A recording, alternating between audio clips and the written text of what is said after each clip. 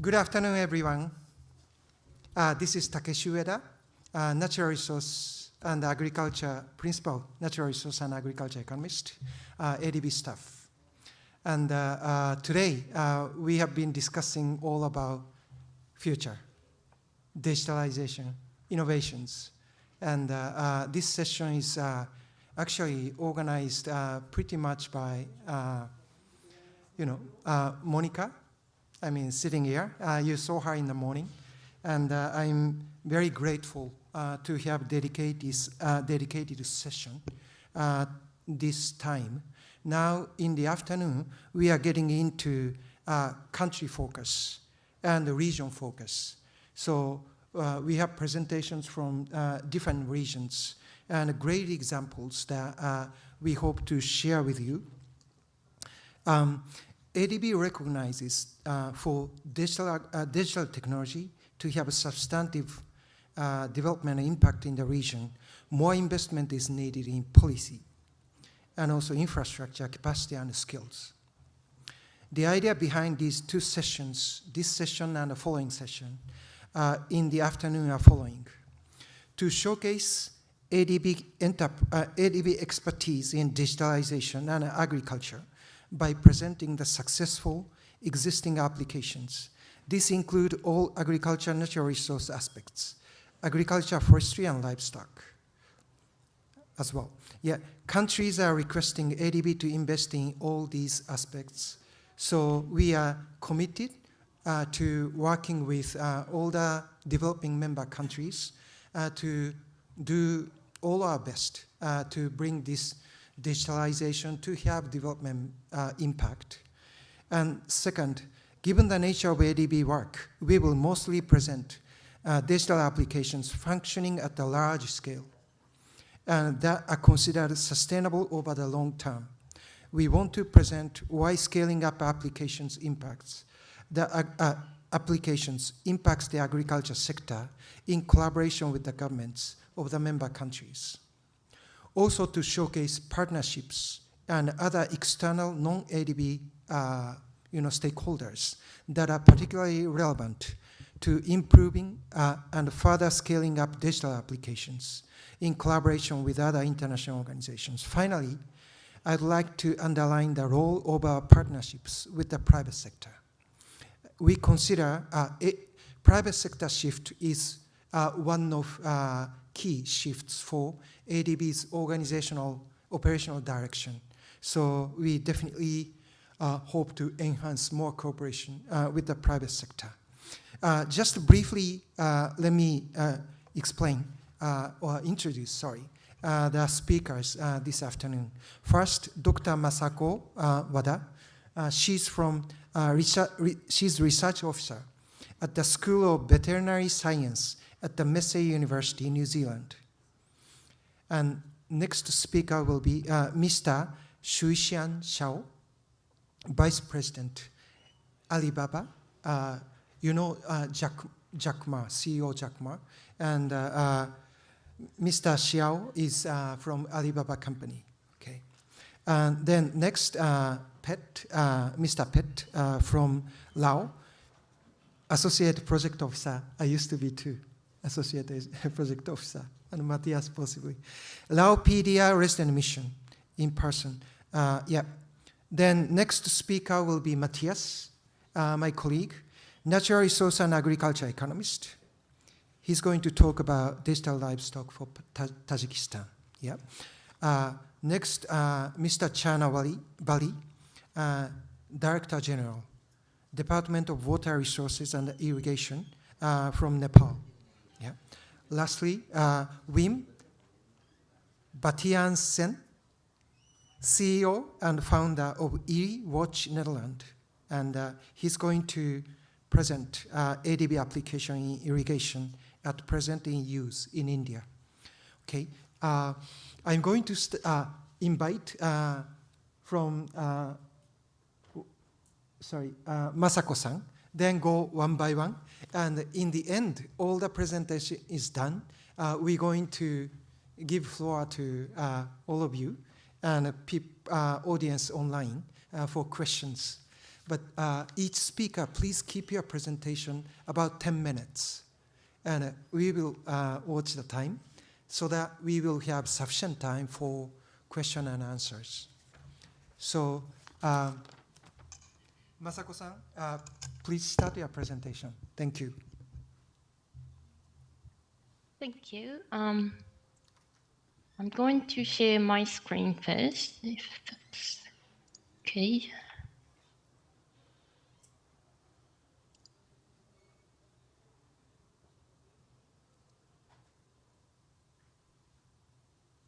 Yep. Okay, so hello, I am Masako Wada from Massey University, New Zealand. Thanks for having me today. I can't be there in person, but I'm still really excited to talk about our research at Massey with Emily Valley and my other colleagues in the team, projecting livestock health in the face of climate change and the AI-powered database CLIZOD. Climate change is affecting our lives in many different ways, including livestock health. The change can be either way, but here the change is usually for worse. Shifting temperature and rainfall and extreme weather events are and will be contributing to the spread and severity of many livestock diseases. This will then pose significant risks to both animal and human populations, with potential implications for foodborne illnesses, food security, and socioeconomic stability. Look at this photo. This is taken just after a flooding effect, and cattle are exposed to this water, which provides a suitable environment for transmission of many diseases. The histogram on the right shows that the sensitivity of various pathogens to climate drivers. 2/3 of pathogens were found to have associations with one or more climate drivers. The question is, how big an impact?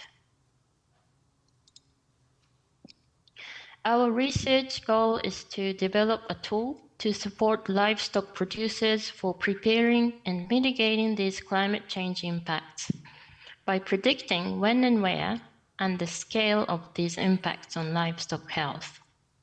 For example, many infectious diseases are transmitted by mosquitoes. There are certain climate conditions where mosquitoes can and cannot survive, and the areas of suitable habitat are expected to change due to climate change. This map here predicts the habitat suitability for Culicoides imicola, informing the risk of mosquito-borne diseases.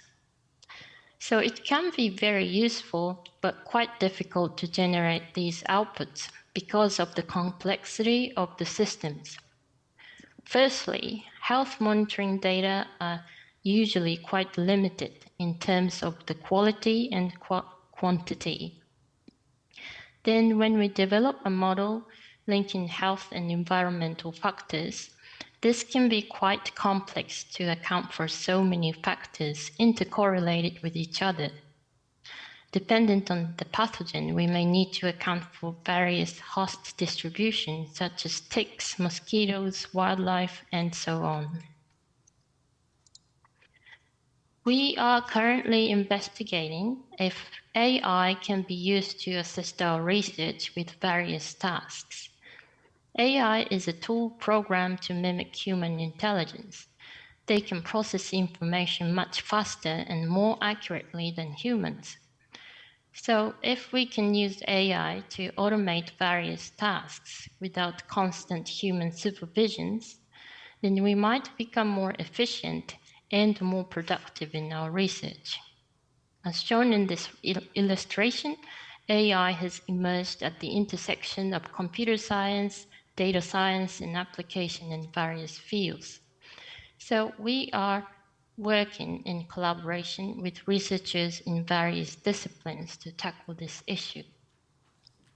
From Tesla to ChatGPT, AI is already starting to transform the way we work, and there are various AI tools each with different strengths in handling data.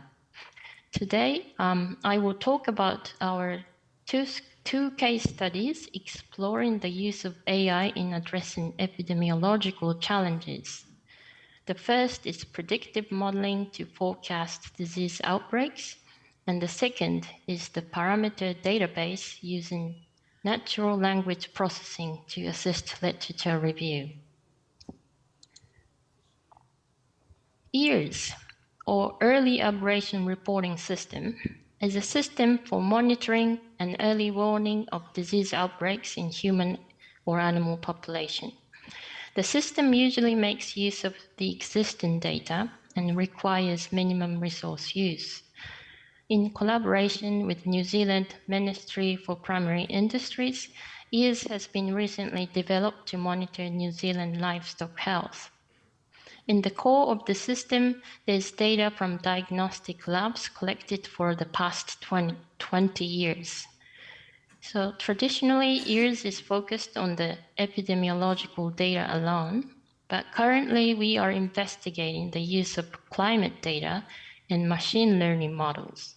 We're testing whether addition of climate data may improve the robustness of the system in early detection of important diseases, including zoonotic diseases, foodborne diseases, and production diseases.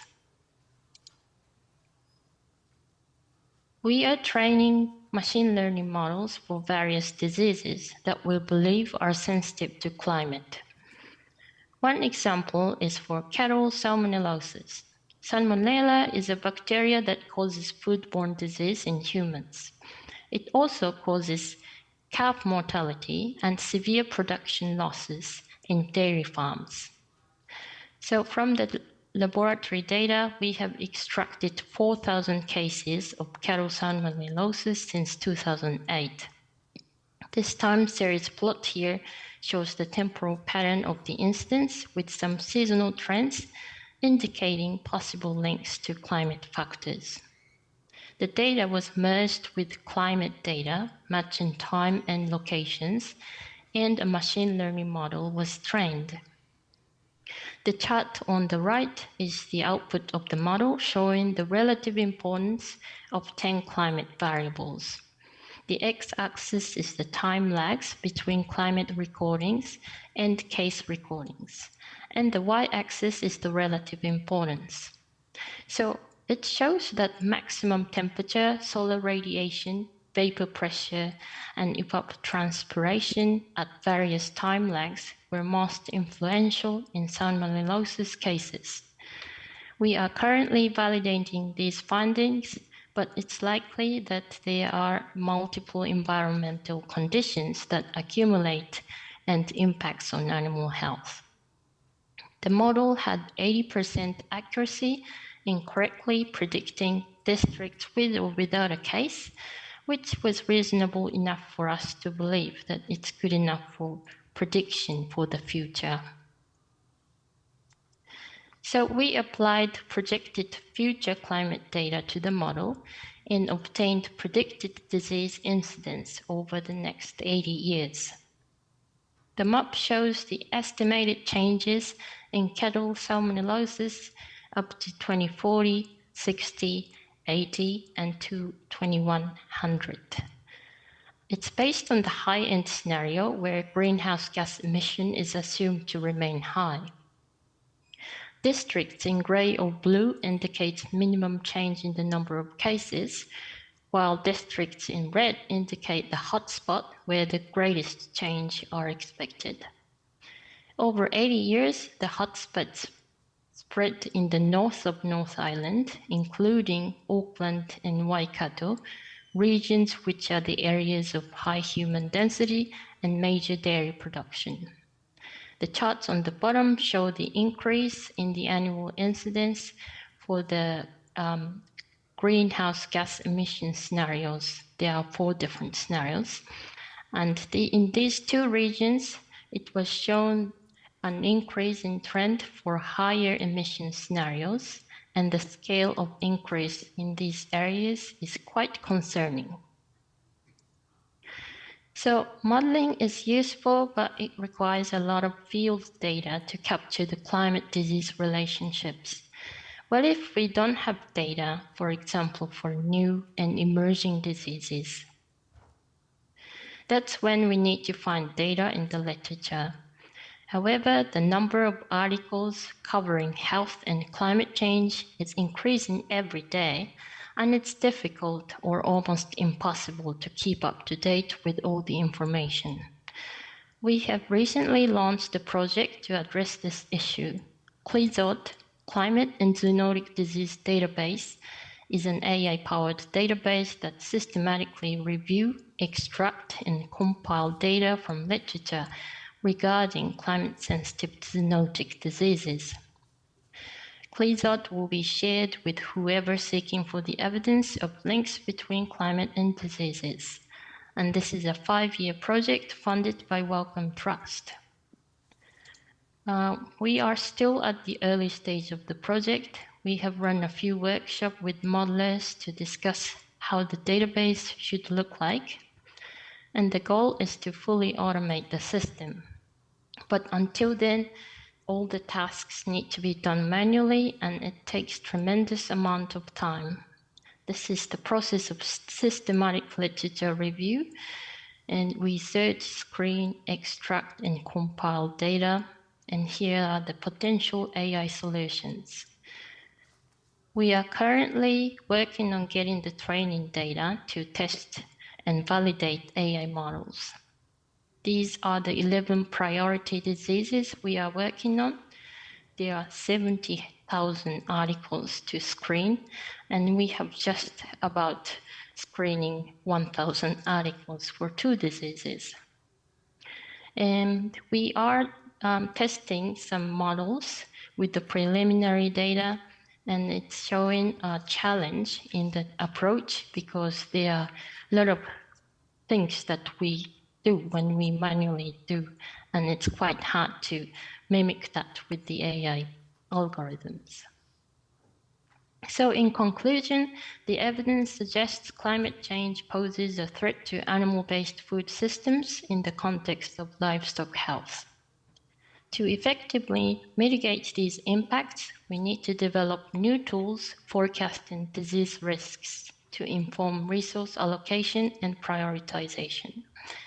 AI is an ideal approach for solving complex issues dealing with massive data and automating labor-intensive tasks. It's a rapidly evolving field, but there's a lot of preparation to do.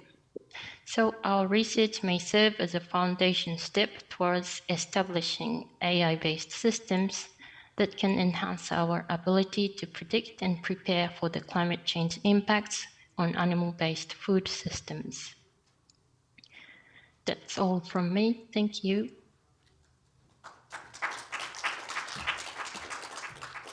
Thank you very much, Masako. It's a great presentation.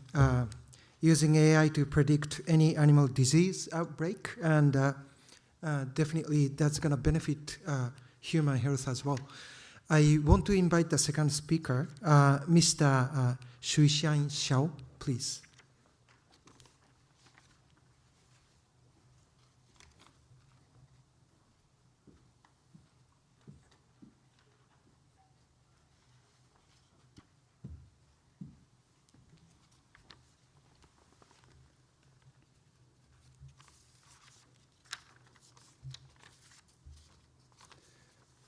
Good afternoon, everyone. It's a great honor to be here, and I'm really excited to introduce how Ulama is working on helping the food supply chain greener and safer. Ulama was one of the first food delivery companies in China. With the rapid growth of China's digital economy, it has become a huge real-time e-commerce platform with millions of merchants and hundreds of millions of users. People express their simple desire for a better life through talking about meals like had a meal or hungry. That's just the challenge name of our company, Ulama. Trustworthy ordering is our mission, so we are thinking about how to use technology to connect the different parts of the food industry and make a positive impact on environment and society. In today's world, where there are economic challenges, geopolitical risks, and extreme weather events happening more often, countries in Asia-Pacific are working hard to create a diverse and sustainable food supply system. As a leading food delivery platform in China, Ele.me is focused on reducing waste and protecting biodiversity as part of our commitment to a green development. First, ordering tips and a smaller portion of meals can effectively help reduce food waste during consumption. Following the requirements of China anti-food waste law, we encourage customers to order only what they need by giving them reminders and tips. We also encourage merchants to provide a smaller portion of meals and offer online training sessions for them. Next, we create a special campaign on our app and lead online traffic to promote the sales of a single set meal and a smaller portion meal. However, the food isn't standardized or individually manufactured products. Thus, merchants need some guidance. Ele.me and the Chinese industry associations have set various standards for smaller portion of meals, norms for saving food through online ordering, and carbon accounting for food waste reduction, etc. Right now, there are about 1 million merchants providing smaller portion of meals on the Ele.me platform. By the end of last year, over 15 million single-set meals were sold, and the sales of smaller portion exceeded 600 million. Second, Ele.me Sunshine Colorful project makes good use of ugly food. Through digital technology and supply chain alliance, we improved the quality of fresh cut fruits. We've also developed an industry standard for fruit cutting operations, which helps take off the code of ugly food. With cold chain distribution and quality assurance, cutting fruit has become popular with consumers. Tens of thousands of merchants have joined the project, seeing an annual order growth of 100%. Third, contribute to biodiversity. Ele.me echoes the calls to protect wild animals and a 10-year fishing ban to protect the Yangtze River by not selling food meal from protected animals. Since 2021, Ele.me has been working with government agencies, colleges, and the Alibaba Foundation to initiate All Life the Yangtze River campaign to protect fish in Yangtze River. In addition, we joined COP15, both in Kunming and Montreal, calling on awareness raising about biodiversity protection. Fourth, communication and custom reward. Jointly with the FAO in China, we have run the Food Zero Waste Challenge campaign several times, and under the Switch Asia project, we've been working with partners like WWF to launch the Food Loss and Waste Reduction Initiative. We are also collaborating with local governments, schools, celebrities, and other organizations to spread awareness in different ways. And as for rewarding consumers, we launched a Little Carbon project, the first user carbon ledger in the takeout industry. It encouraged users to choose no cutlery and a smaller portion of meals, helping them develop low carbon consumption habits. By 2023, over 10,000 tons of carbon have been reduced, thanks to customers' choice on smaller portion of meals. Fifth, we are actively collaborating with partners on study and research.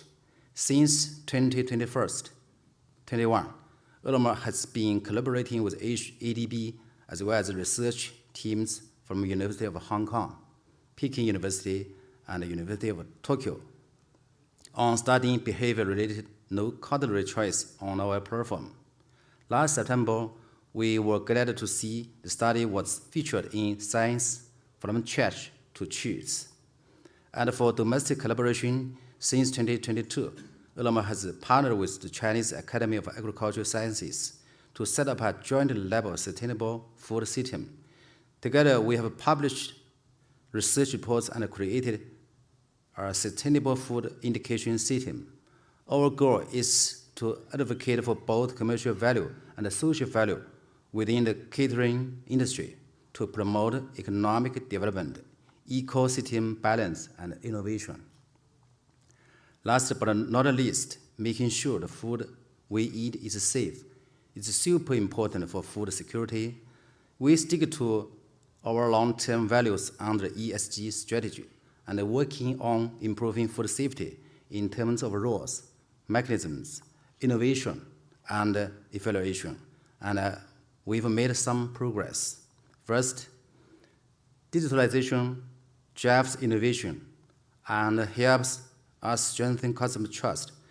We use big data from merchant recommendations, customer reviews, nutrition information, etc., to help people feel good about what they are eating and help restaurants do well too. For example, we use big data to set multiple assessment indicators for top stores and meals so customers can find them easily.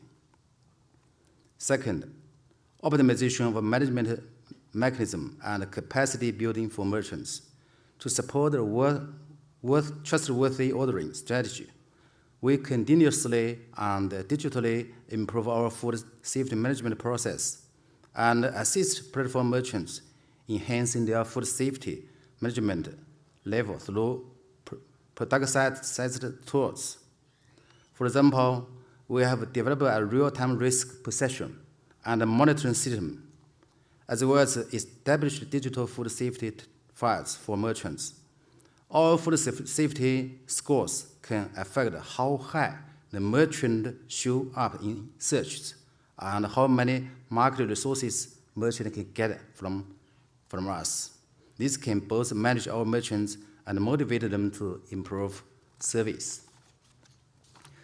Third, enhance the evaluation system with multiple data dimensions and promote the shared governance of food safety. Our efforts include enriching the evaluation system with various dimensions, such as merchants, users, and industry. Take user evaluation as an example. Our recommendation list consolidates user subject filling into objective food safety standards, which is based on a huge number of real feedback data from users. Additionally, we have developed online tools to assist industry authorities in establishing a more efficient supervision and evaluation process, as well as a swift law enforcement system. With all the efforts, we want everyone involved producing and delivering food, from farmers to restaurants, to think about sustainability. With only 9% of the world's farmable land and 6% of its fresh water, China feeds almost 1/5 of the world's population. We have gone from not having enough food to having plenty for everyone. And that sets up nicely as a platform for delivering safe and eco-friendly food. We look forward to collaborating with more partners because we think it will be a big help in making sure everyone has enough food and contributing towards global food security. Thank you.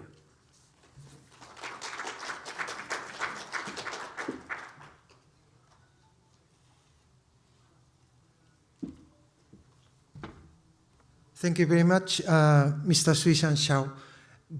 Do you know the meaning of Ulama? Are you hungry?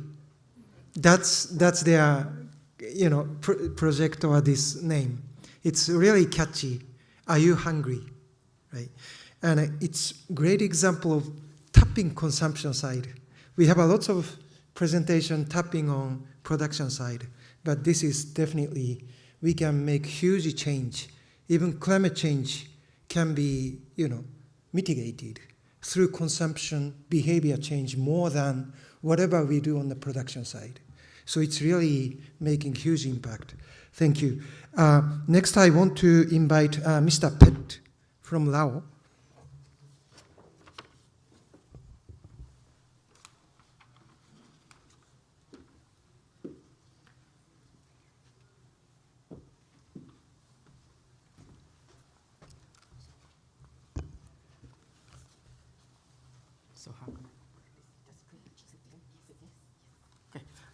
Good afternoon, everyone. It's great for me to be here. So you're welcome to my presentations. So the case what I'm going to share with you here is we're talking about forest conservation effort in Laos PDR. So this is the digital technology that we apply currently, and this is very important for us to keep continue and use it.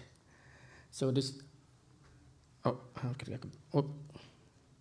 Yeah, I would like to brief you a background a little bit of the technology that we apply on the operational logging and degradation monitoring system. This is we start develop these tools in 2008 onward, and now we have several different partners that we join together to develop this tool. So one is ADB. We are the one who implement the activity together with the government for the project Biodiversity Conservation Corridor. And another project we have KFW. They are the one who working in the north of Laos. We call Integrated Conservation Biodiversity and Forest. Another one, our GIZ, this is our partner. They implement another project for protection and sustainable use of forest ecosystem and biodiversity. So the objective of our operational logging degradation monitoring system is this is the flexible system for the timely monitoring and respond to logging and degradation event for the length of forestry. So this is the one that we thought that this is more a powerful tool for the government and with their capacity and their resource. Now that go deeper about the different tools what we use. The first one is we use the Google Earth engine to run Delta RNBR algorithm. So this is why we use this, because we use the Landsat 8 and Sentinel-2 satellite image in the cloud and then identify for the potential degradation location in our target area. The second tool what we use is ArcGIS or QGIS and Planet Explorer to access the degradation with the GIS and comparing and download rapid eye and planet scope imagery to confirm location of degradation and logging happening there. And the third one, we use also the ArcGIS or QGIS to process satellite image. And we also interpret the image and prepare GIS dataset and upload it in the Google Toolbox.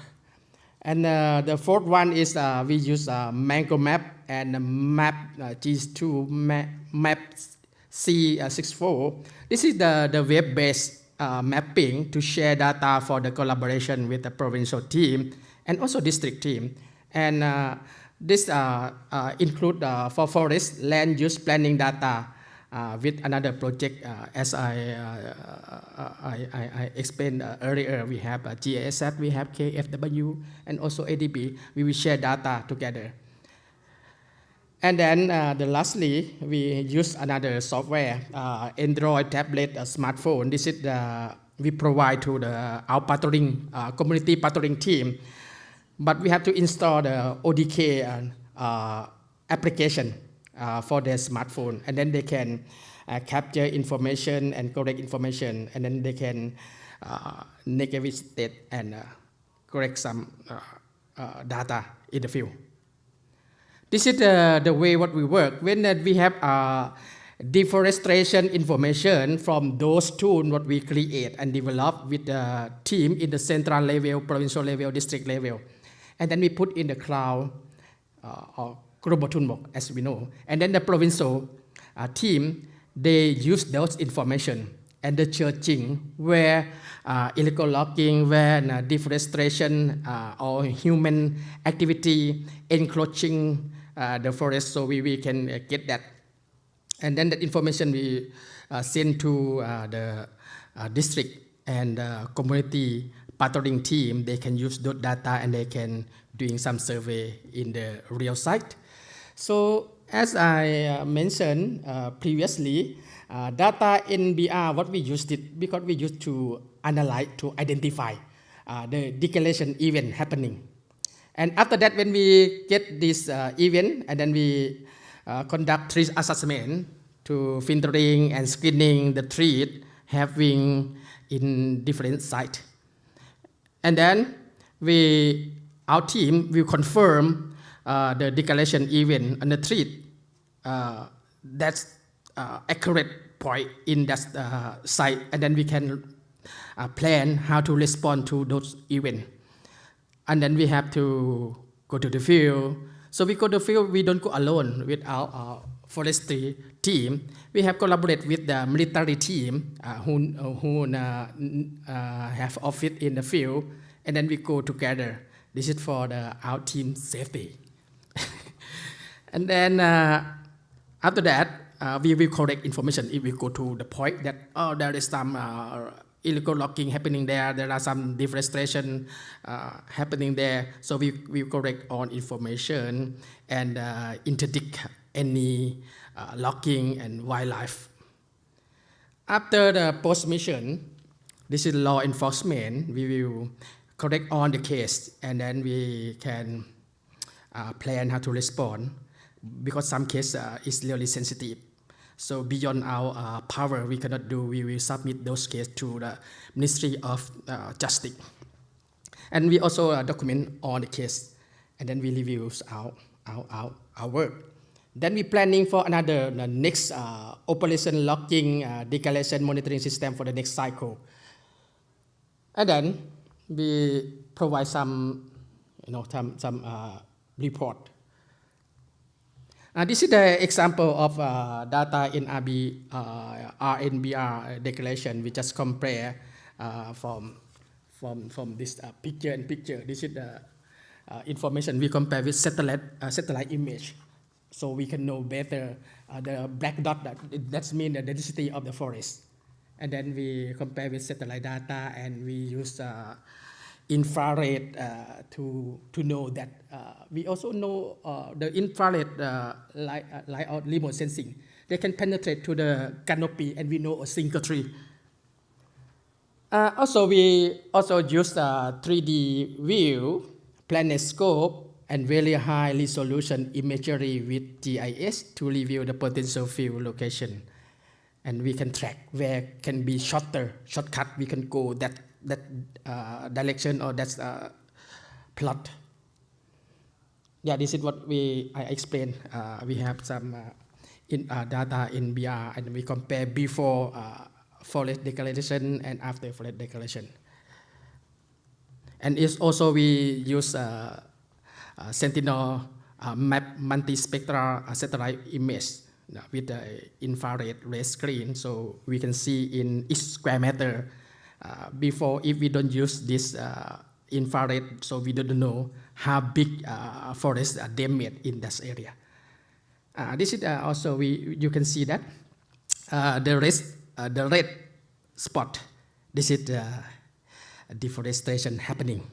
So the provincial authority, they will be happy if we report to them. They know, oh, hi sir, your forest have been encroaching. So let's do any response planning.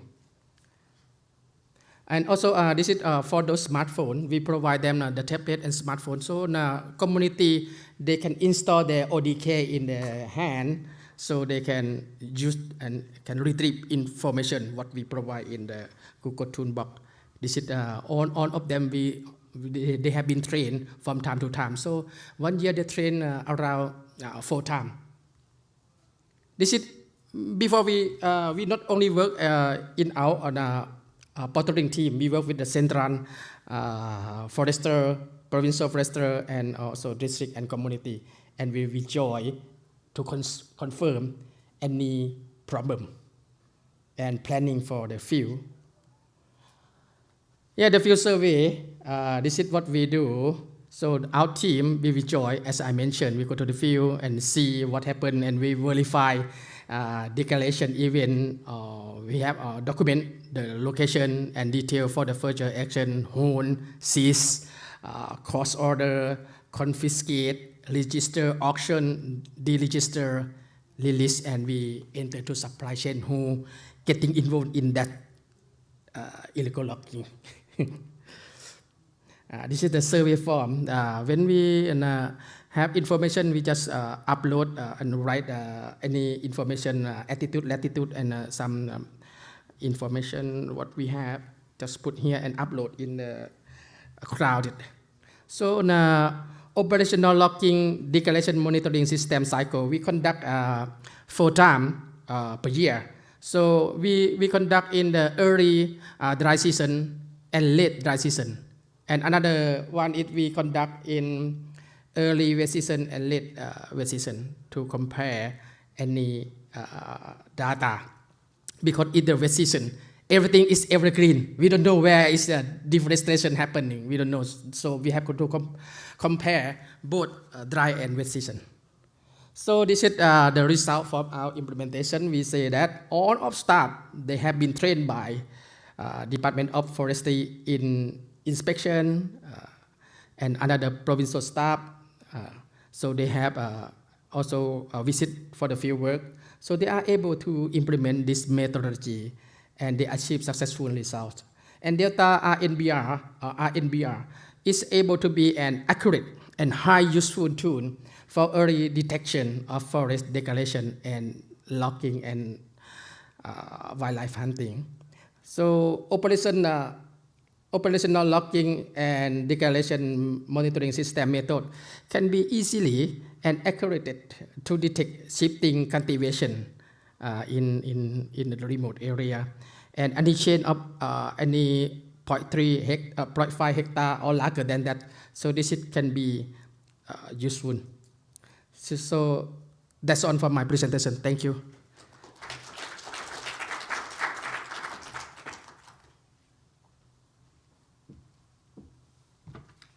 Thank you very much, Mr. Pitt, to present a forestry management application to us.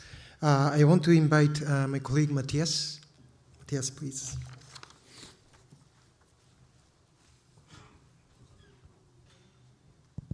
I'm doing it from here. As Monica said, we're digital people, we're disruptive, so the rules don't apply to us. And it's also nicer to just have a conversation. Yeah, is my presentation up already? I just need a clicker.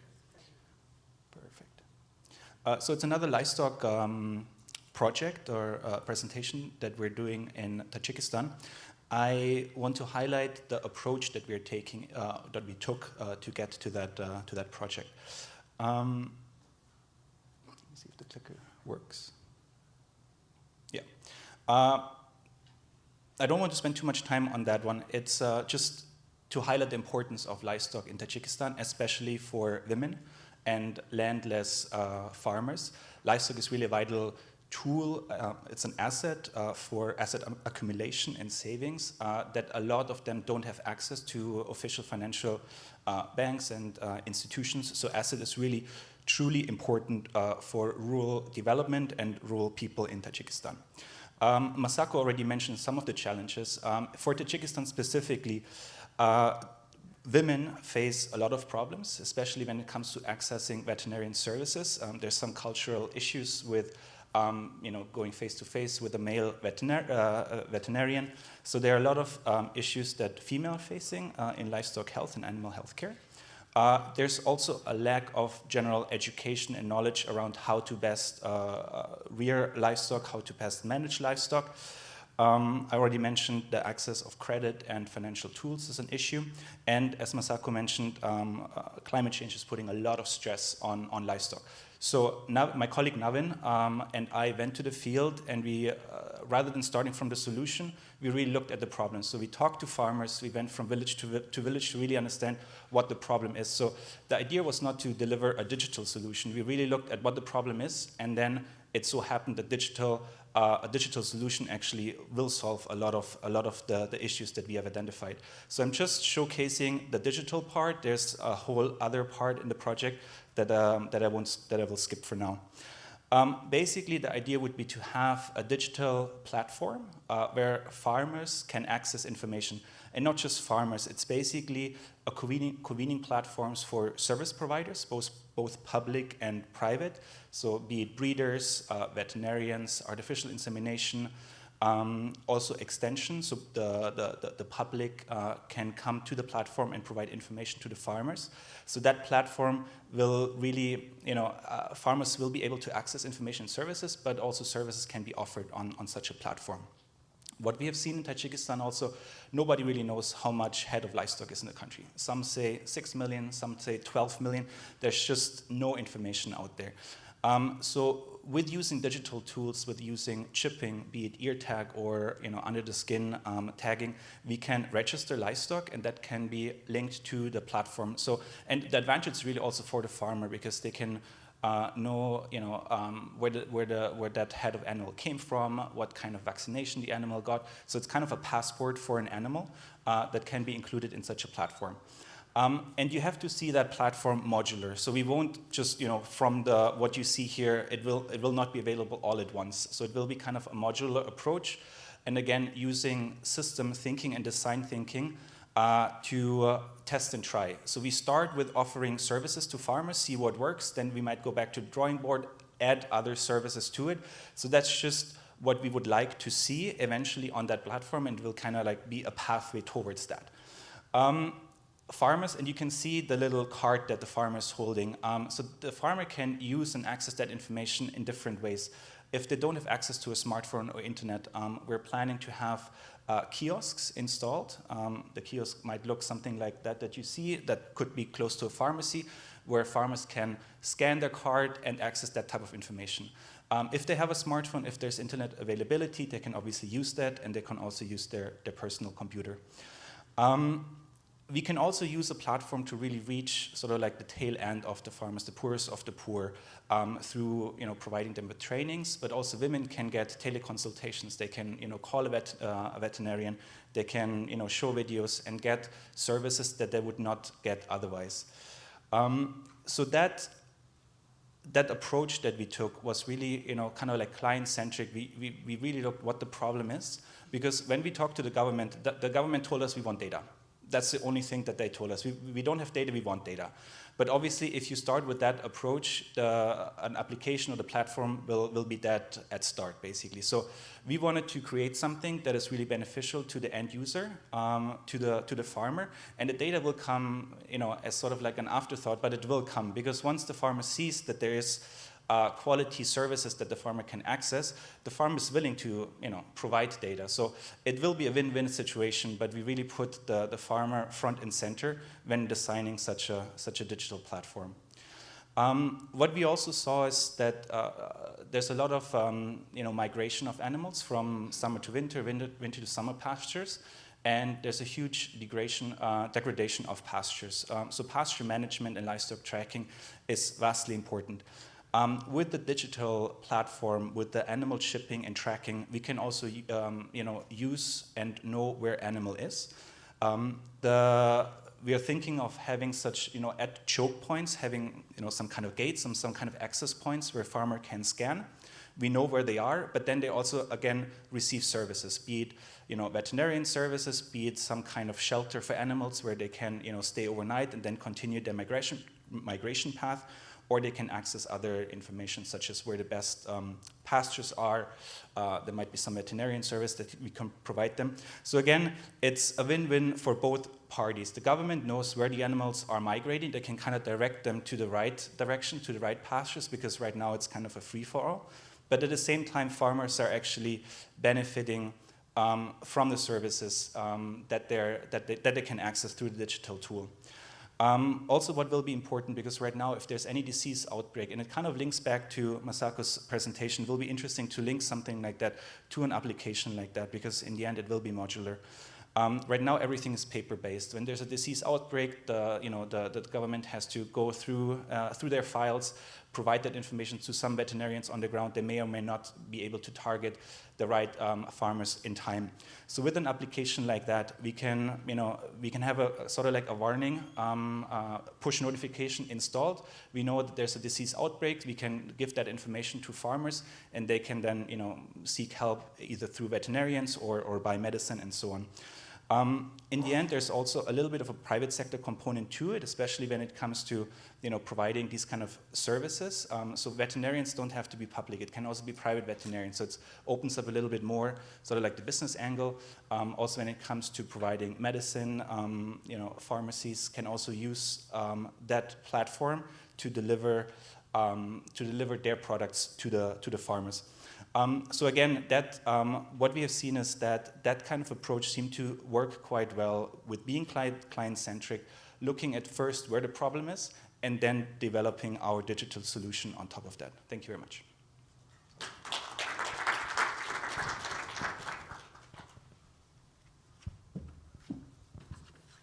Thank you, Matthias.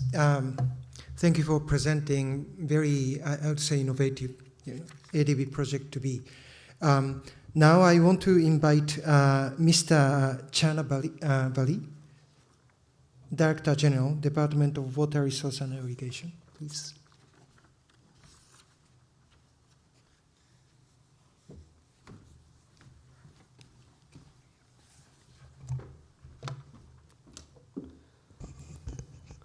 Good afternoon to all. I'm glad to be here in Food Security Forum, because irrigation is one of the major input for the food security. So this is one of the important forum for the irrigation sector peoples like me. Thus, I want to share the digitization in the irrigation system, which is for year-round irrigation and using the digital and prepaid system, just like our mobile prepaid system like this. This is the innovation groundwater irrigation management in Nepal.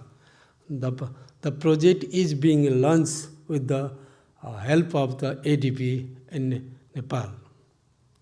And project area lies in the bordering area of Nepal and India. There is no alternative source of irrigation, and poor and marginal peoples are living there. And this is the location of project area lies in the Sarlai and Rohtak district. The project is planned to implement in 2 phases. Out of total 40,000 hectares should irrigate. First phase, we have planned 500 deep tubewell irrigating 22,000 hectares, and this single deep tubewell will irrigate 40 to 60 hectares, and low voltage distribution network system will be used there. And this critical condition for successful project, this is the sustainable groundwater withdrawal. Financial mechanism is already set. Willingness to pay based on profitability, based on the profit from the agriculture output and improve farming practice. In this project, we have a lot of agriculture support program and affordable and reliable energy. Now Nepal has a sufficient energy system, and which will be used for the irrigation system, and government of Nepal has provided subsidy in electricity. And this is the innovation. First time design built operation system is being used in irrigation sector of Nepal, and that will be managed by the irrigation management company, and pump system, variable speed drive pump and buried pipe will be implemented in this project, and prepaid meter system will launch to operate this project. And farmer support program, which I have already explained, is associated with this project. And this is the paradigm shift in the history of the irrigation, DBO contact company model, and non-conventional irrigation system and business in commercial basis. This is the paradigm shift in the history of the irrigation system. As a Director General, I am hopeful that this will paradigm shift for other projects also. This is organization structure which conceived for how to operate this system. Government Nepal, Ministry of Energy, Water Resource and Irrigation, Department Water Resource is the higher position, and ADB will provide the loan. Irrigation Management Company will manage all the system, and it have to provide irrigation in the fingertips supply of the irrigation 24 hours, 365 days. Irrigation system will be provided, and private DBO contractor will be selected. It is under the process, and TMDSP consultant will be hired, and farmer will use this water and paid based on the digital system and prepaid system. This is the new innovation in the history of irrigation in Nepal. And there are some challenges.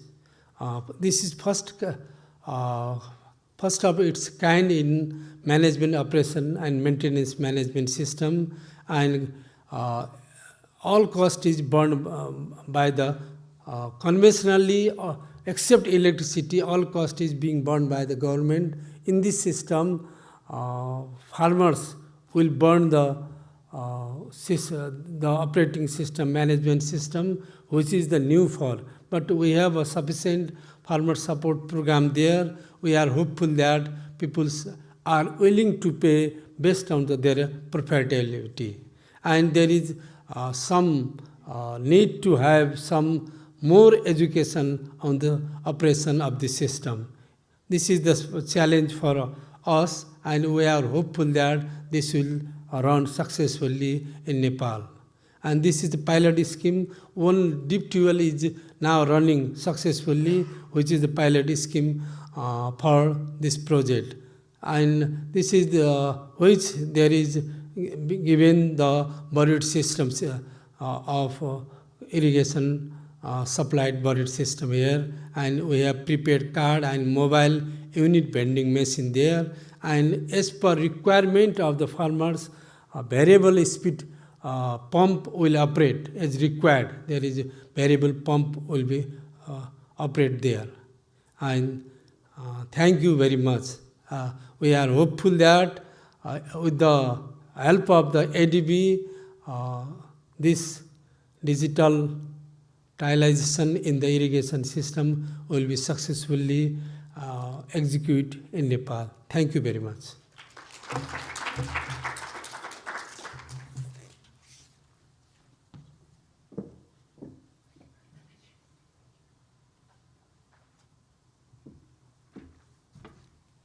Thank you very much, Mr. Bali, showing the digital application to irrigation.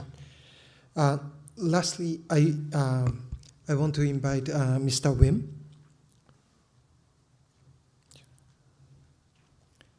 Again, another application to irrigation in India.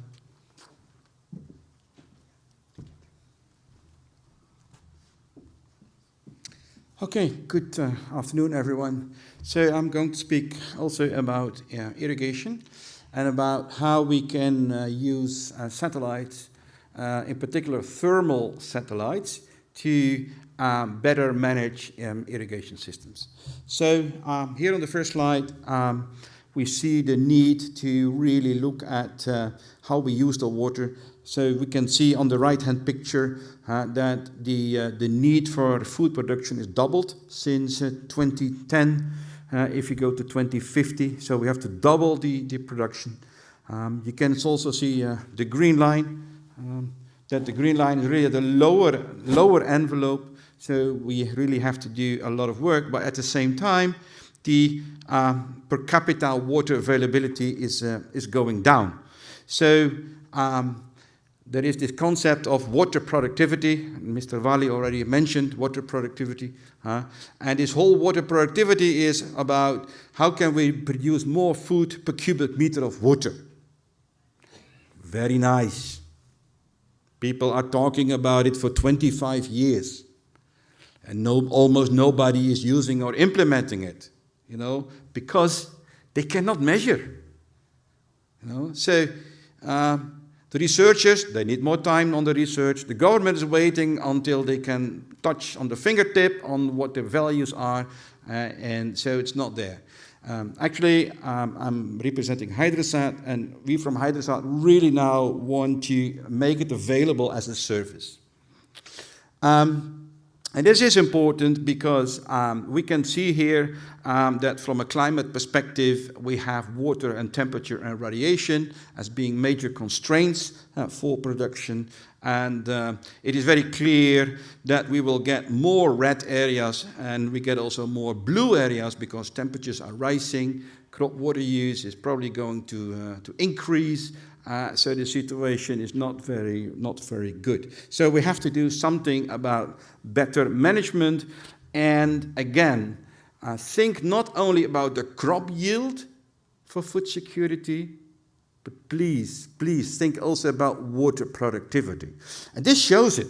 This is a diagram from IMI. I have also made myself several of these kind of diagrams. And give it a minute, Here it is all wheat, and you can see that on the vertical the yield. And some people have 1 ton per hectare, some people have 5 or 6 ton per hectare. Okay? If you go to a Netherlands farmer, you say, I have 10 ton per hectare, they laugh at you, like you're a loser, So there is a huge yield gap. But look at the horizontal line. Look at the line of 3 ton per hectare. Some people, they get it with 200 millimeter of water, and other people need 500 millimeter of water to get to the same yield. That's the concept of water productivity, and that's where we really should start measuring it. So measurements is the key. And I'm convinced that we have to start using thermal satellites. The temperature of the crop tells you how much evapotranspiration is occurring, what is the photosynthesis, and those kind of things have been developed over the last couple of years. Let me throw out another idea here. Everybody's talking about weather stations. You like to have a weather station because that is a station that gives you values of the climatic conditions and the weather on one given point that is representative for a region. Okay? Who is against that? Nobody. So what we also want to launch is the idea of crop stations, but then virtual, from satellites. So let's take 100 hectare blocks or 10 hectare blocks in the main production areas. And then we use the satellites to really measure what is going on. What is the crop type? How much moisture is there? What is your water use? How much irrigation water you need? And if you then make time series, then really you can say, the crop yields are changing so much and it's going this direction and that direction and so on. So that is also a way to really look at how we can better manage the irrigation. Somebody called me Mr. IrriWatch. So on irriwatch.com, you can find examples how we help farmers day by day. We have 2 million farmers. This morning before breakfast, we have given irrigation advice to 2 million farmers in 62 countries. 100% remote sensing. So we tell them which day of the week to irrigate and how much water to irrigate. What we need is the digital boundaries of those fields. So most cases, our partners, they collect this data, although also automated field delineation is at our fingertips. So there's an example from Mohanpura in India, and you can see here temperatures between 31 to 50 degrees. So that's the spatial variability, which is huge. And I can tell you that the lower the temperature, the better crop growth you have, but also how much more water it is taking. But by quantifying those processes, we can really know, okay, what is the water need? Or, more importantly, do not irrigate today.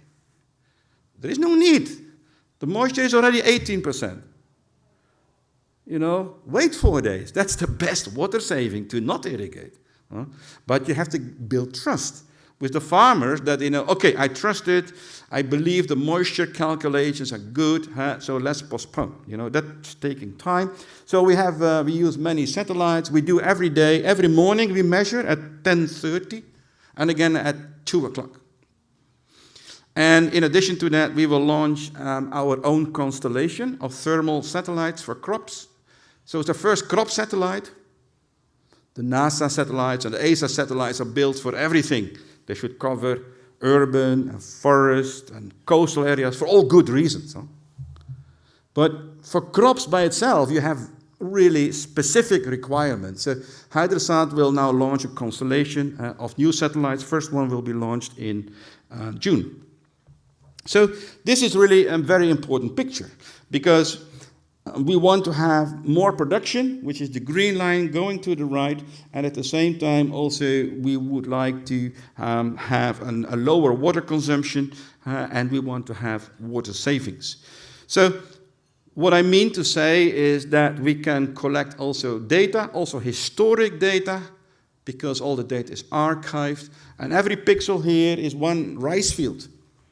These are all rice fields, in this case Java, Indonesia, and we can really see what the productions are, but also the amount of water being used. So we can find the heroes. And we can also, by looking at the upper line, the upper black line, we can also see the targets.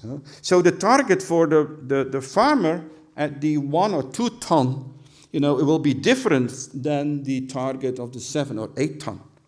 Why one farmer has 1 or 2 ton? Probably finance, or maybe wrong soil, wrong location, tail end of the irrigation system.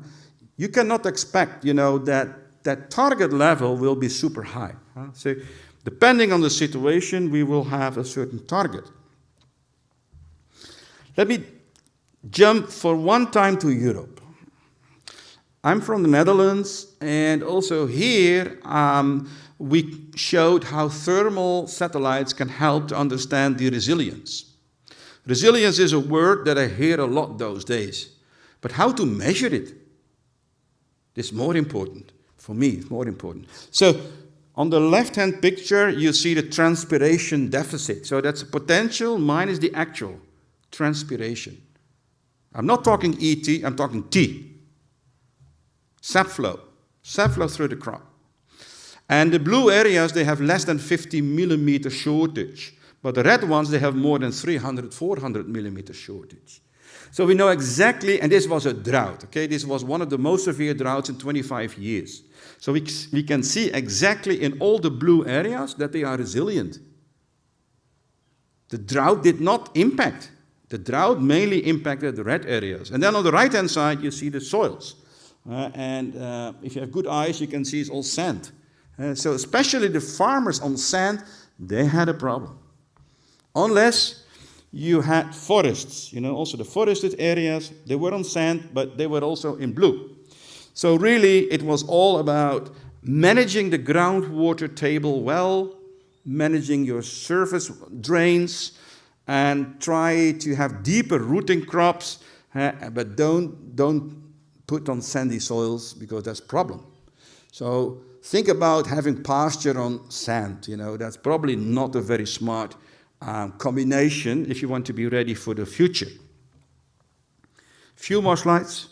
So we jump back to India. This is an example from Karnataka, the famous Tungabhadra. And also, this was a last year picture, so 23. And on the left-hand side, you can see dry matter production of rice. If you multiply it by 0.4, you will get about 8 ton. If you take the dark blues are about 8 ton per year, 2 crops, two seasons. And actually, the further you go downstream, the less production is occurring.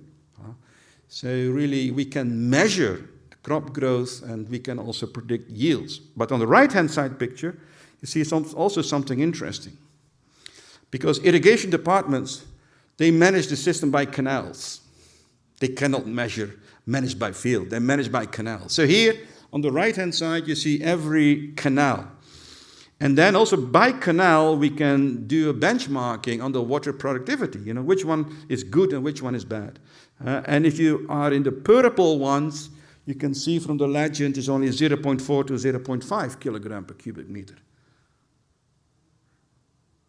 Somebody has to speak to that gate operator, I think. You know, if you go further downstream, you go into the green. So you go from 0.4 to 0.6, 0.7. So with this, so really, what it means is that with much less water, they can have a certain yield. So let me wrap up with a few remarks. Water and heat are becoming an increasing problem.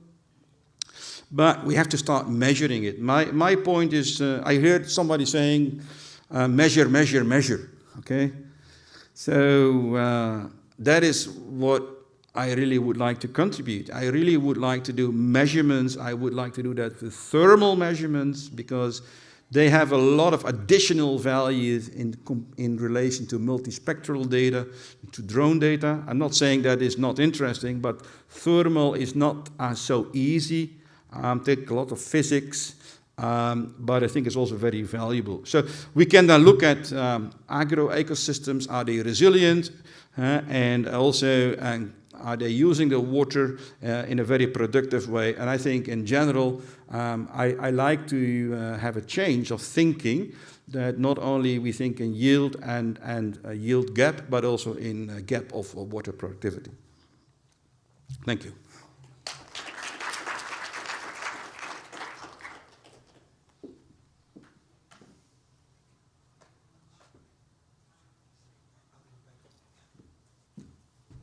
May I invite all speakers to the the stage, please. And then we're going to open the floor for questions from in-person participants as well as any on-site participants.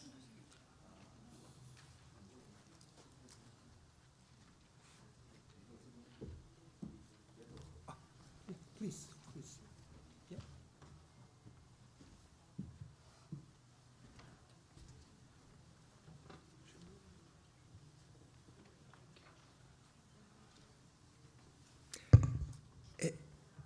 Any question or any comments that you want to share?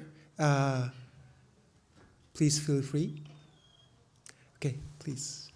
And please introduce yourself when you start.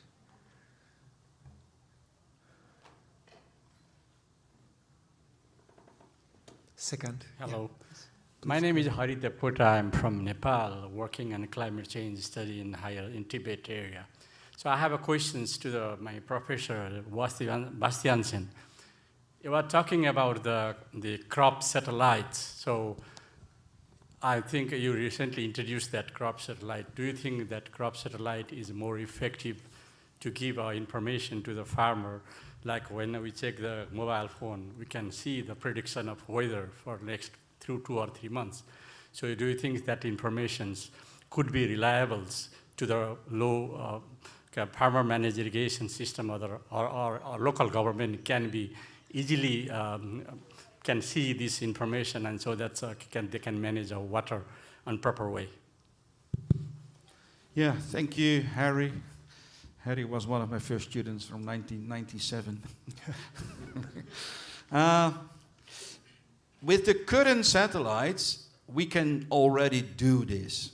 Okay, with the standard satellites, and I mentioned the whole list of satellites that we are using, we can already have 2 times per day thermal measurements, and we can implement this irrigation management and irrigation scheduling procedures. But with extra agri or crop satellites, we can really measure certain parts more accurately. So for instance, a Landsat, that data was also used by your study, has 2 thermal bands. We will have 5 thermal bands, you know, so that we more accurately can then get to the crop temperature. It also will have a daily overpass, and in addition to that, we will also have then the higher resolution NDVIs and other vegetation indices, which right now we have only once in 5 days with the Sentinel-2. So we also will then move to daily imagery. In addition to that, there's also a lot of red edge. Red edge is very interesting, but you have to be very precise on your filtering. You know, so we really had the best engineers from NASA. They left them and went to Hyderabad, so that we have now just the right bands for the red edge, so we can see nutrition, which is a very important thing. Because we talk a lot about irrigation, but if your nutrition is not good, then still you're using water, but your production is at lower side. So. Thank you very much, Professor. May I ask, lady? Yeah. Next. Thank you, Chair. I'm from UNCCD, United Nations Convention to Combat Desertification. My question is very interesting presentation.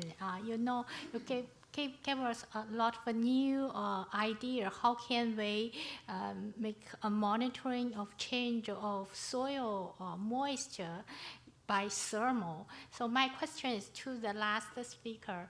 You know, we saw your cases in Europe or in some areas relatively humid. My question is, if this kind of a thermal methodology or remote sensing can be also used in dry land, hyper dry area. You know, currently under UNCCD, we are discussing those indicators could indicating degradation or improvement of vegetation or land in globally, but there are quite some countries in hyper dry area. They complain that the current indicator on land cover, land productivity, and soil organic carbon is are not so sensitive to hyper dry area. I saw you presentation that you thermal satellite to do this monitoring. Is this possible to be used also, or any project you already have? Well, thank you for the question, and I can confirm that this is technically possible. When we were developing these algorithms, which is called CBAL, Surface Energy Balance Algorithm for Land, you can Google on CBAL. It was actually done in the desert of Egypt. So we were having soil moisture of 2%. You know, so it's really developed under very dry conditions. And in case there are leaves or vegetation, then basically we use the leaves and the leaf temperature to retrieve what is the moisture in the root zone. So this is a completely different way of getting to root zone moisture. And this is something different from the classical radar technologies that actually tries to penetrate into the soil with all kind of difficulties. So yes, this is possible. We can sit, I can show you some of the papers that we have published. Yeah, thank you so much. I would like to be your students in 2027, like last one. So we keep contact. Okay, the very last one then. Yeah, for the exchange. Thank you. Next. Yeah, please. Hello, good afternoon, Leo from ADB. I have 2 questions. First is with the forest loss detection in Laos. I would just like to know, like, what's the sensitivity of the forest loss detection in Laos? Meaning, how much of that detection are considered as false positive, meaning you have detection, but on the ground there's no forest removed, and how much is false negative? It means you have no alerts, but you have detection on the ground. You have forest removal from from the ground. And if you see those kinds of scenarios, how do you optimize the model so that it will be better in monitoring forest losses? That's the first one. And then my second question is with Dr. Wim. I'm also one of the users of surface energy balance before, when I was working with the rice systems in Southeast Asia. My question is that you mentioned about surface temperature and vegetation indices, and this mostly relies with multispectral bands from red, near infrared to thermal bands, which is a characteristic of a multispectral sensor. And multispectral is quite challenging when you're working in Asia, where you have a pervasive cloud contamination and cover. You have Landsat, which is available every 16 days. You have Sentinel dataset, which when you combine 1 and 2, at least you can get every 8 days. And then when you want to go daily, you will mostly using MODIS data, which is around 500 meter to 250 meter. So my question is, how do you address those challenges given you have pervasive cloud cover using multispectral data, especially during monsoons, and how you address that to provide this continuous monitoring of water productivity in your case areas? Thank you. So, okay, thank you for your question. Very interesting. So from my perspective, I think from the law PTR, how accurate from the data analysis for the forest cover that we monitor in the pilot, I think from my side, I'm not the right person to answer this because I'm the one, the project manager. I hired an international consultant who are very expertise this to help me to analyze this information, I think. Yeah. So maybe you could help the professor?